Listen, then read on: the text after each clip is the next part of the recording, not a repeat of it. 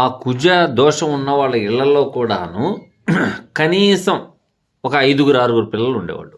ఇప్పుడు ఇద్దరు, వాళ్ళిద్దరికి చేయడానికి కూడాను నానా బాధలు పడుతున్నారు.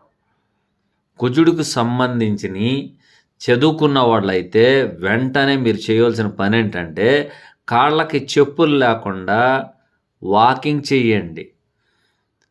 ఎప్పుడైతే మీకు అరికాళ్ళల్లో ఆక్యుపంక్చర్ జరుగుతుందో నరాల యాక్టివేషన్ జరుగుద్ది. కింద కూర్చోండి, నేల మీద పడుకోండి. ఇవి చేయడం వలన మీకు కుజుని యొక్క యాక్టివేషన్ జరిగి మీకు ఎటువంటి ఇబ్బందులు ఉండవు. అవి గుచ్చుకుంటాయి, ఇవి గుచ్చుకుంటాయని చెప్పులు వేసుకుంటాం మొదలెట్టాము, ఆ భూమి నుండి బయటకు వచ్చేసాము. కాబట్టి రోగాలు కూడా అలాగే వస్తున్నాయి. కాబట్టి ప్రతి ఒక్కళ్ళు ప్రయత్నం చేస్తారని ఆశిస్తున్నాను.